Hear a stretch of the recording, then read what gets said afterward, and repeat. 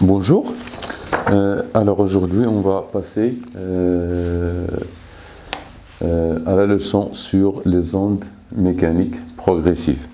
Alors d'abord on va commencer par des exemples et on va commencer par l'exemple d'une corde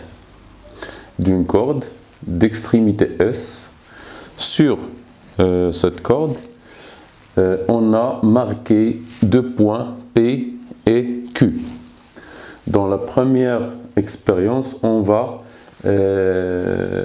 essayer de faire bouger le point S ou bien de créer une perturbation à l'extrémité S de la corde. Donc une perturbation, on va essayer de créer une perturbation. Donc cette perturbation va se propager le long de la corde. Donc une fois, donc voilà le point P, toujours le point P. Le point P avant que la perturbation arrive au point P. Donc P elle est au repos, ici c'est le point Q. Et le point Q aussi au repos. Une fois la perturbation arrive au point P, vous voyez que P va subir un mouvement ou bien une déformation ou bien une perturbation, si on veut dire, alors que le point Q est toujours au repos. Pourquoi? Parce que la perturbation n'est pas encore arrivée au point Q. Dans le quatrième schéma, on voit bien que la perturbation a dépassé le point P et que le point P est revenu à sa place. Il est revenu à sa place, tandis que le point Q subit la perturbation qu'a subi le point P à un instant T donné. Donc, ici, on a créé une perturbation à l'extrémité de la corde. Cette perturbation, cette perturbation passe le long de la corde, du point S jusqu'à l'extrémité. Donc, chaque point de la corde, quand il reçoit la perturbation, elle va se déplacer verticalement, comme vous voyez ici, elle se déplace verticalement. Donc le point P est déplacé verticalement, puis elle est revenue à sa place. Dans le deuxième exemple, on a un ressort, ici un ressort, on a comprimé les premiers spires du ressort, on l'a comprimé un peu et on l'a lâché. Donc on regarde ici ou bien on observe une propagation de cette perturbation. Vous voyez ici le point P, voilà le point P. Donc avant l'arrivée de la perturbation, le point P il est au repos. Une fois la perturbation arrive, le point P subit la perturbation, donc il va vibrer, mais horizontalement et non pas verticalement comme ici. Après le passage de la perturbation, le point P regagne sa place initiale de nous. Donc toujours ici, on a une perturbation qui est verticale et ici c'est une perturbation qui est horizontale. L'exemple numéro 3, c'est quand on lâche par exemple une pierre dans l'eau. Dans l'eau, on voit la création des ondes circulaires qui se propagent à la surface de l'eau. Donc, on a des ondes de surface qui n'ont pas encore atteint le point P. Une fois le point P atteint par cette vague d'ondes, donc elle va être perturbée, elle va se déplacer vers le haut. Par exemple, si vous avez vous pouvez faire par exemple un morceau de bois ou bien de plastique sur la surface de l'eau, vous voyez bien qu'elle va subir une perturbation aussi verticale. C'est comme par exemple un bateau dans la mer.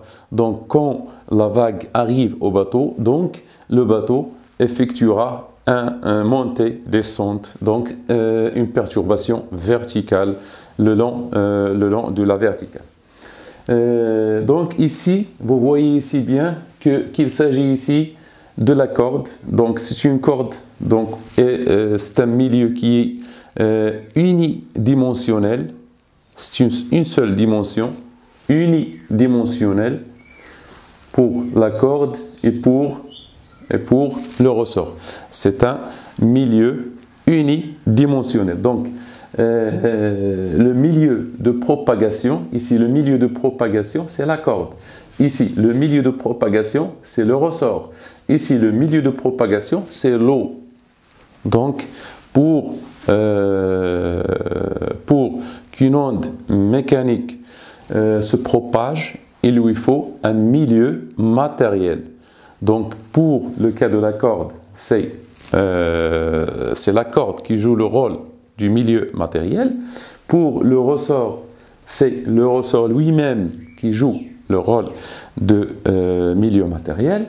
Et pour l'eau, c'est l'eau qui joue le rôle du milieu matériel. Donc, on voit aussi que dans le cas de la corde, la perturbation, elle est verticale. Donc, on dit que l'onde, elle est transversale. Pour le cas ici, c'est horizontal. La perturbation, donc le point P, a effectué ce mouvement qui est horizontal. Donc, on dit que l'onde, elle est longitudinale. Et ici, le point P, donc, elle est transversale, donc, puisque la déformation est perpendiculaire à la propagation. La déformation, voilà, la déformation de P, voilà, l'onde se propage dans ce sens. Dans ce sens, l'onde se propage du puits S vers l'extrémité. Donc, le sens de propagation et le sens de perturbation. Donc, quand le sens de perturbation est perpendiculaire au sens de propagation, on dit que l'onde est transversale. Lorsque la déformation est parallèle, donc voilà, ici, voilà le déplacement ou bien la déformation, le sens de la déformation et le sens de la perturbation et le sens de la déformation et le sens de la perturbation de P, ils sont parallèles. Donc, cette onde est longitudinale. Ici, c'est la même chose. Ici, c'est transversal. C'est une onde transversale puisque la perturbation est perpendiculaire à. Donc, voilà le sens de propagation. Voilà le sens de propagation. Mais le point P vibre dans le sens perpendiculaire du sens de propagation. Donc, on va donner une petite définition à l'onde mécanique. Donc, une onde mécanique, elle est le phénomène de propagation d'une perturbation dans un milieu matériel. Il faut que le milieu soit matériel pour les ondes mécaniques. Attention. Sans transport de matière. Sans transport de matière. C'est-à-dire la matière qui constitue le milieu ne change pas de place. Par exemple, le point P, vous voyez ici, le point P, donc le sens de propagation, voilà, le sens de propagation. Vous voyez, quand la perturbation arrive au point P, le point P se déplace, oui, elle se déplace, mais après le passage de la perturbation, le point P revient à sa place. Par exemple, vous pouvez faire l'expérience vous-même, pour une corde, par exemple, sur lequel vous allez par exemple, repérer un point en une autre couleur, par exemple, en rouge ou bien en bleu, ou bien en vert, et puis vous créez la perturbation à l'extrémité. Vous voyez que quand la perturbation arrive à ce point rouge, le point rouge subit la perturbation, mais elle revient à sa place après passage de la perturbation. Donc, le point P était au repos. Une fois la perturbation arrive, donc elle va bouger verticalement. Après le passage de la perturbation, le point P revient à sa place. Donc, c'est pour cela qu'on dit pas de transport de matière, c'est-à-dire la matière qui forme le milieu ne se transporte pas avec la perturbation. Donc, ne suit pas la déformation, ne suit pas, c'est-à-dire il ne bouge pas, elle reste à sa place. Donc, sans transport de la matière, mais avec transport d'énergie. Donc, c'est l'énergie qui est transportée dans ce phénomène d'onde mécanique. C'est la même chose pour le ressort, aussi pour le son, ou bien pour l'eau, ou bien pour... Donc onde transversale.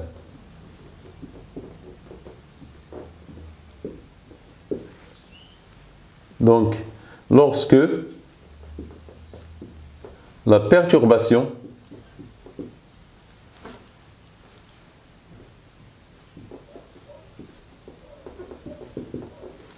est perpendiculaire à la déformation, ou bien à la propagation. La perturbation est perpendiculaire à la propagation.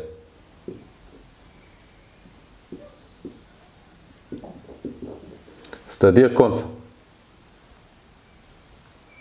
Voilà, le point P, par exemple, ici. Le sens de propagation, c'est la propagation.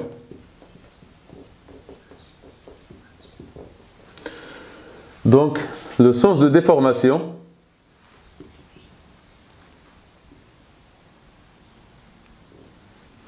voilà, le point P. Ici, sens de propagation qui est horizontal.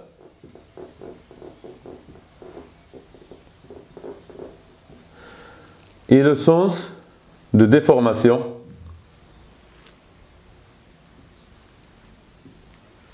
sens de déformation, de perturbation.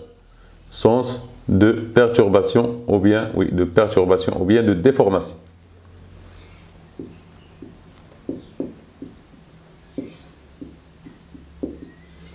Donc ici c'est vertical.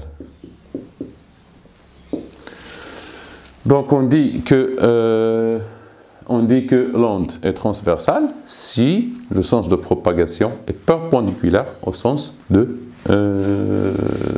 déformation ou bien de perturbation. Les ondes longitudinales.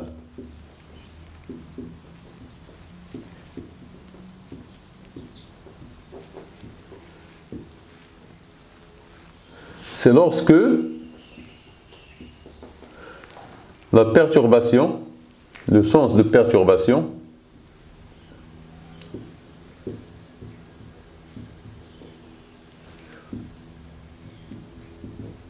est parallèle au sens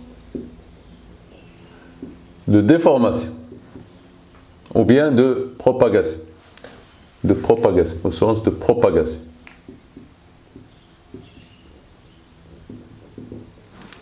Par exemple, ici vous avez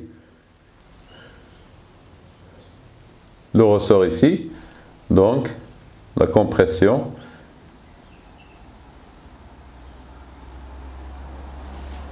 Voilà. Voilà, comme ça.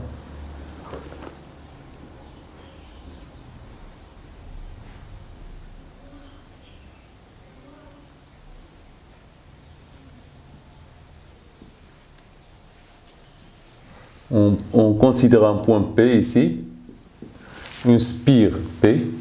Donc une fois cette compression, donc toujours il y a compression détente. ici compression, détente, puis les spires normaux. Donc,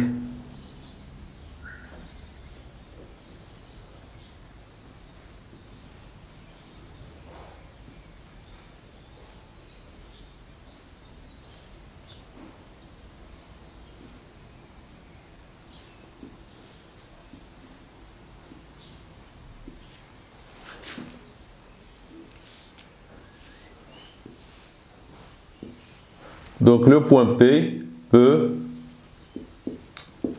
se trouver ici, puis il revient à sa place. Une fois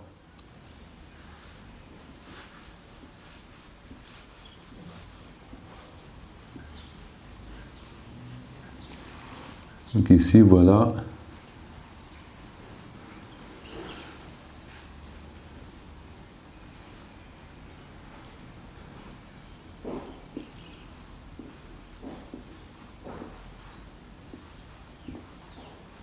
Donc le point P, toujours ici, voilà, elle a changé de place,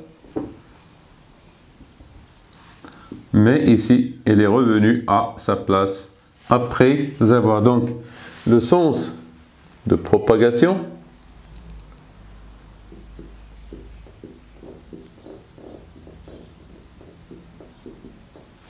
et ici le sens, qu'est-ce qu'il a fait le point P? Elle a fait un aller-retour horizontal. Donc, sens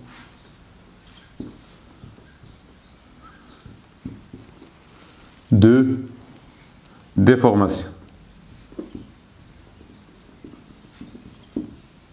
Ici, horizontal. Sens de propagation horizontale. Donc, dans ce cas, on dit que les ondes sont longitudinales.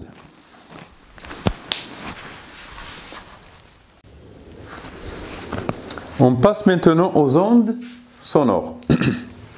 Les ondes sonores. Donc, les ondes sonores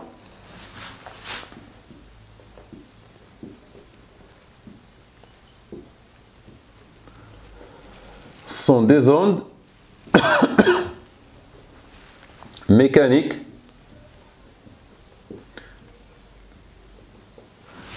longitudinales. Sont des ondes mécaniques longitudinales, c'est-à-dire leur propagation est parallèle au sens de déformation. Les ondes sonores sont des ondes mécaniques longitudinales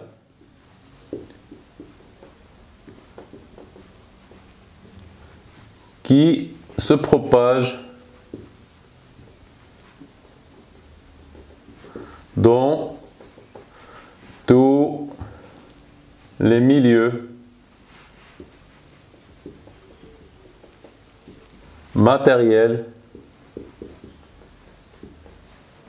Les milieux matériels, attention, ils se propagent dans les milieux matériels, c'est-à-dire le moussa. Donc, par exemple, l'eau, l'air, par exemple, le fer, le fil et l'ardeli. Donc, se propagent dans les milieux matériels, par exemple, gaz, liquide, solide, mais ils ne se propagent pas dans le vide. Attention, faites attention, ils se propagent dans les milieux matériels. Le vide n'est pas un milieu matériel. Mais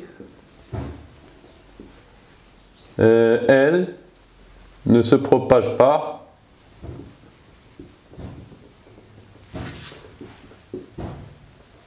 dans le vide.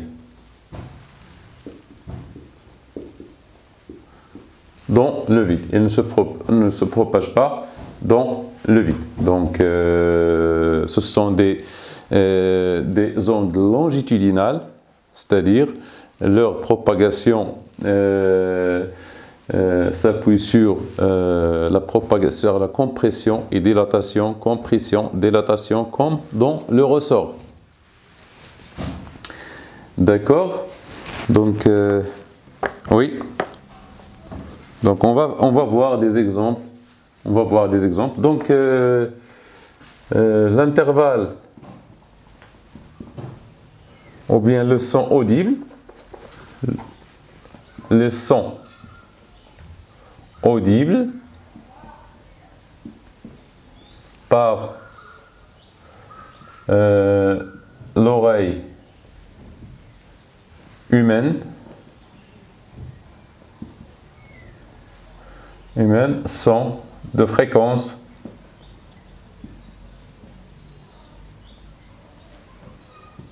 N ou bien F ou bien qui est comprise entre 2 kHz et 20 kHz. C'est-à-dire les sons qu'on peut entendre leur fréquence se situe entre 2 kHz et 20 kHz. Au-delà, il y a les infrasons et les ultrasons.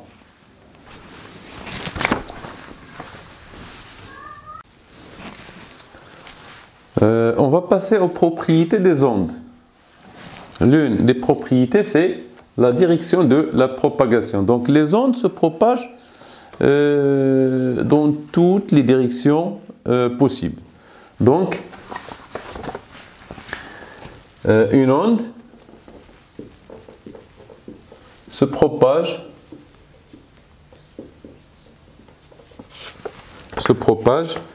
à partir de sa source,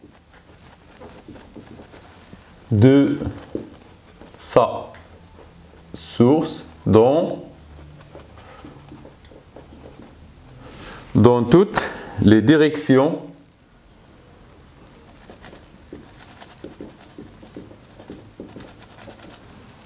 qui lui sont possibles.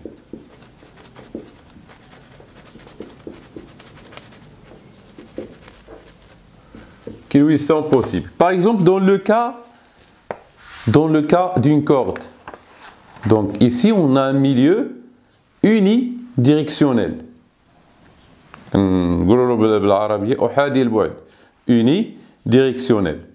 Dans le cas d'une corde ou bien dans le cas d'un ressort, par exemple, il est unidirectionnel.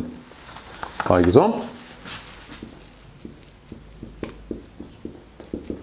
pour une corde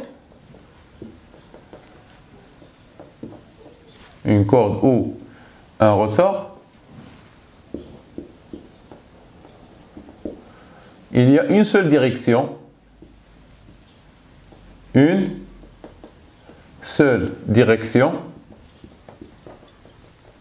de propagation.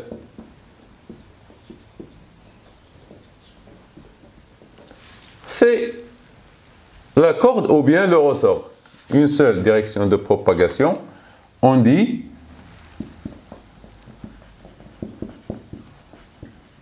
que l'onde est unidirectionnelle. Par exemple, dans le cas de l'eau, les ondes de surface, une fois on entend surface, c'est-à-dire c'est un milieu bidirectionnel. Ou là, les ondes de surface, l'eau par exemple,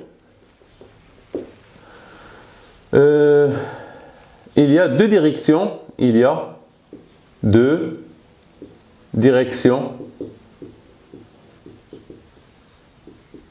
direction selon X et selon Y, c'est-à-dire il y a ou bien le sens de propagation est plane. La direction de propagation, les ondes de surface, la direction est plane, ou bien le sens de, donc on a une surface, donc c'est un plan. Les ondes de surface, la direction est plane.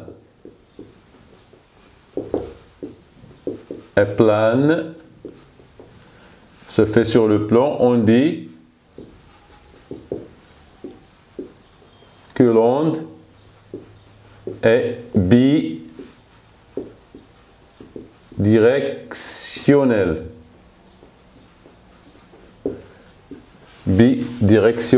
Par par exemple, la surface de l'eau. Donc vous voyez sur la surface de l'eau, la surface de la. Donc pour les ondes sonores, les ondes sonores se propagent dans toutes les directions.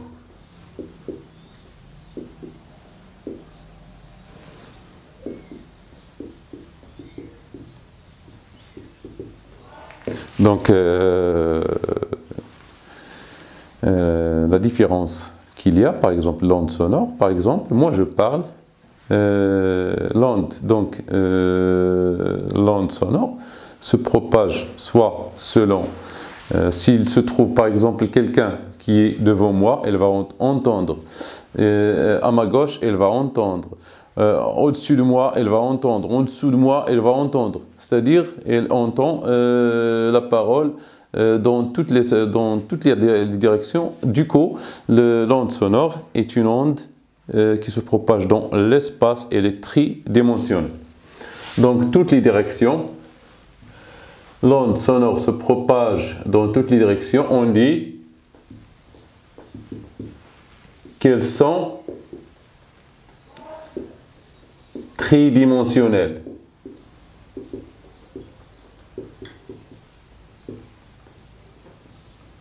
Tridimensionnelle. Donc la notion de dimension, donc pour la corde, on a une seule direction. Pour le ressort, on a une seule direction. Pour l'eau, on a une surface, donc deux directions, donc c'est bidirectionnel. Et pour les ondes sonores, elles se propagent dans l'espace, donc ils sont tridimensionnels.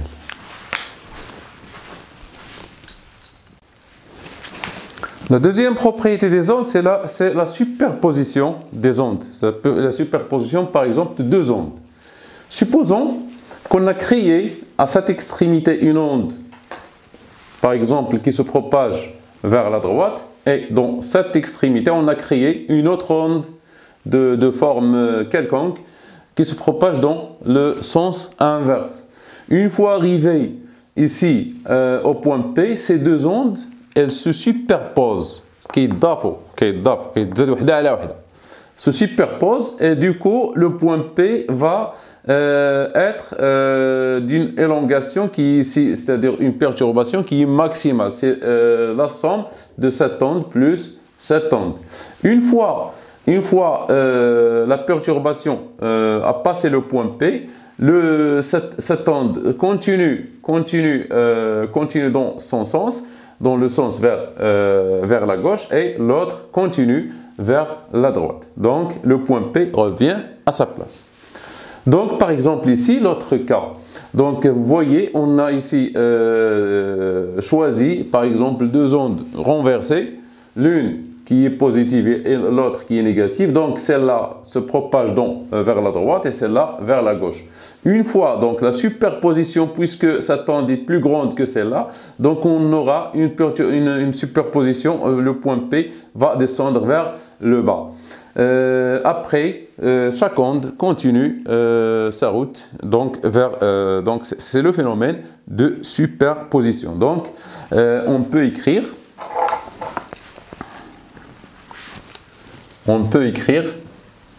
donc je vais essayer d'effacer. On passe maintenant à la vitesse de propagation d'une onde. Donc la vitesse de propagation, on l'appelle aussi la célérité. Vitesse ou célérité. Donc la célérité,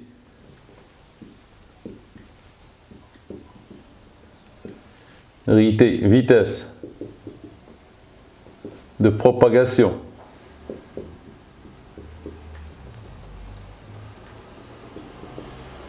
d'une onde est V qui est égal à D sur delta T. D, la distance parcourue par l'onde durant la période ou bien durant le temps delta t. Le temps delta t. Donc, c'est la définition de la vitesse de propagation d'une onde. Donc, cette onde, cette vitesse, donc une remarque. Donc, pour un milieu homogène,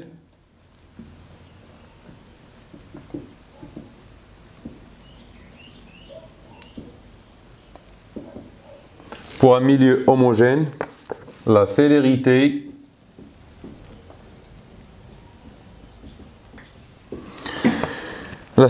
d'une onde est constante.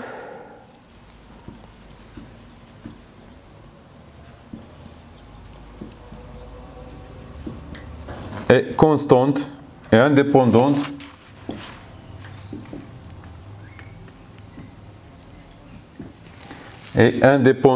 de la forme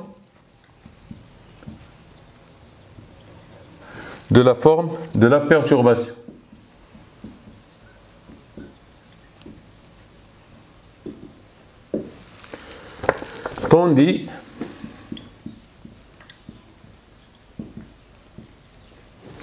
Tandis qu'elle dépend de la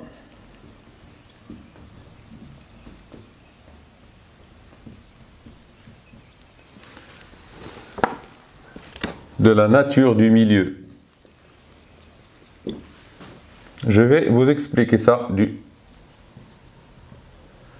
de la nature du milieu.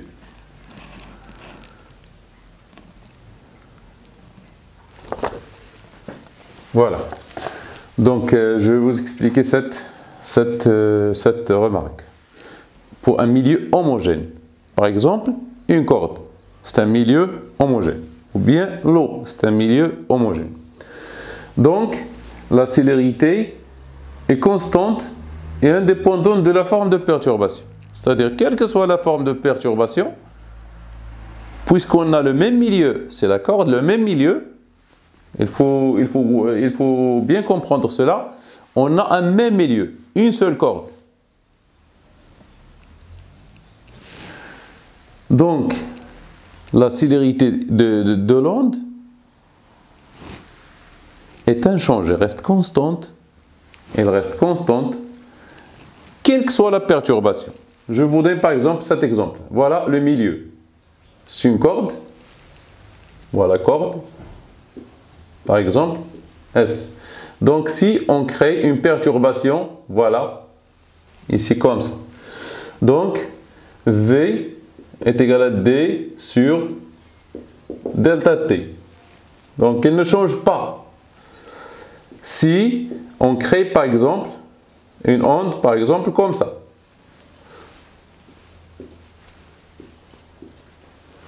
Toujours V est égal à D sur delta T. Donc, il reste inchangé tant que le milieu reste inchangé. C'est le même milieu. C'est le même milieu. Donc, vous voyez ici, on a une onde qui est à peu près courbée. Ici, se forme d'un angle. Donc, aigu ici. Donc, V est égal à D sur delta T. Donc, V1. Ici, V2. Donc, ici, c'est D1. Donc, c'est D sur delta T. Donc, par exemple, jusqu'à ce point-là. Par exemple, voilà, P.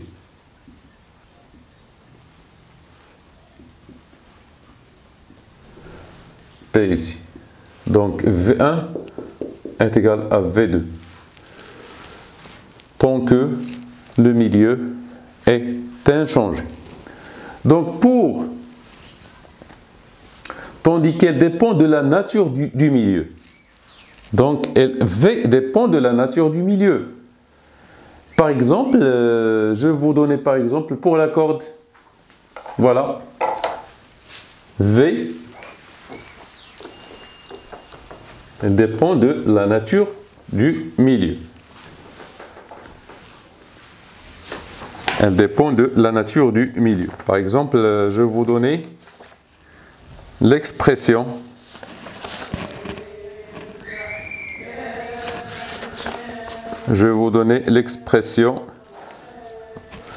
donc V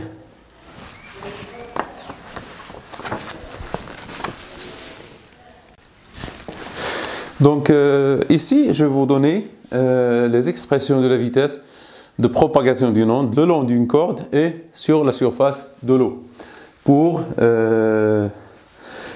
expliquer ce tandis qu'elle dépend de la nature du milieu. Donc, le long d'une corde,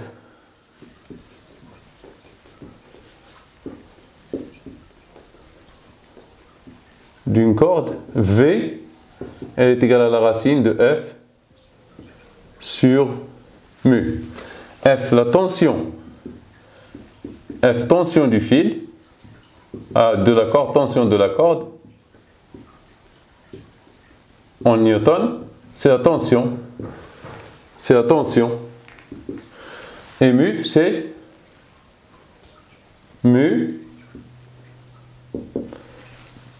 la masse linéique. La masse linéique de la corde. La masse linéique, mu, c'est-à-dire mu, c'est la masse, par exemple, la masse volumique, c'est la masse sur le volume. La masse linéique, c'est la masse sur la longueur. C'est M sur L. M, masse de la corde.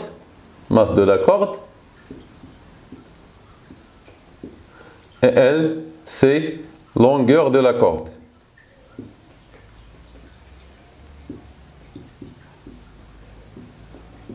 C'est la longueur de la corde. Donc, c'est l'expression de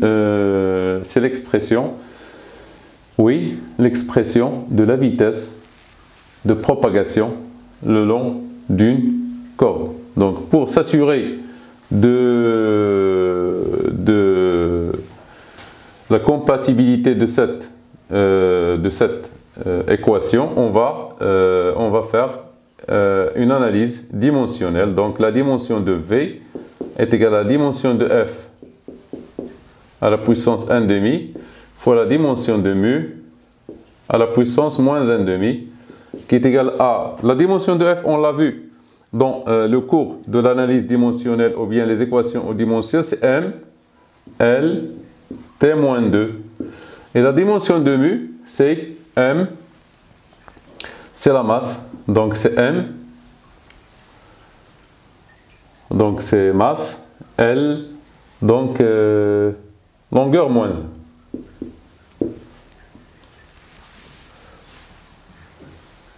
Donc c'est la masse, MLT-2 fois M. Donc ici à la puissance 1/2. Donc on passe maintenant à, pour bien montrer la dépendance de la vitesse avec la nature du milieu. Par exemple, s'il s'agit de l'eau, par exemple, le milieu de propagation, c'est l'eau. Donc, dans l'eau, la vitesse est de la forme, par exemple, V est égal à la racine de G fois H. G, c'est l'intensité de gravitation.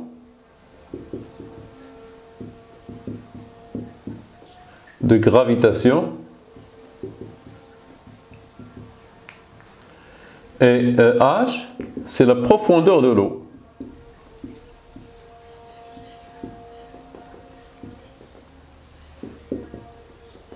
Toutefois, on peut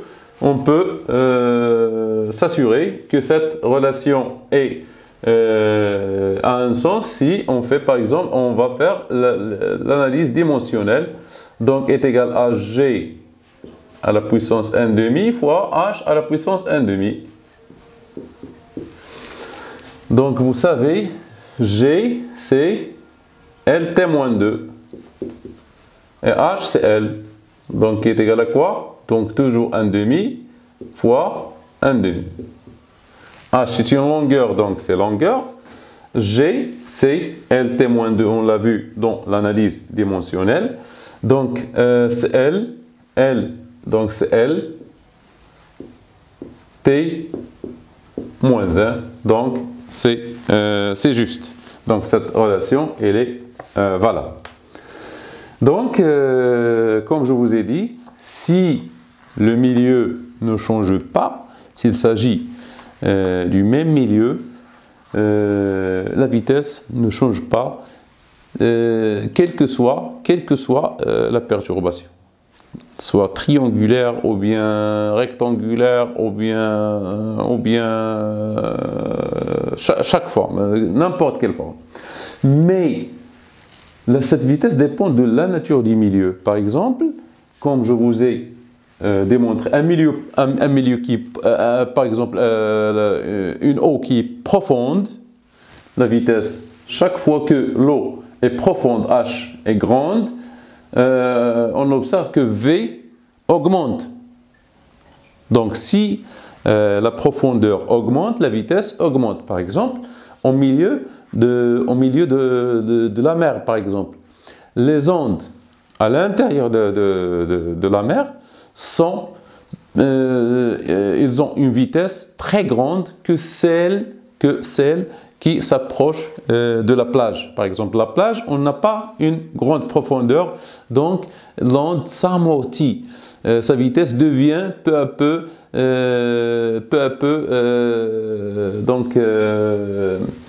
diminue. Donc la vitesse diminue avec la profondeur. Donc la profondeur, si la profondeur diminue, la vitesse aussi elle diminue jusqu'à, donc vous voyez sur la plage, les ondes auront une vitesse nulle à la plage. Donc pour un milieu qui est homogène, on n'a pas de changement, quelle que soit la perturbation. Mais pour un milieu on trouve des différences, par exemple de tension, ou bien par exemple des différences de profondeur, la vitesse change.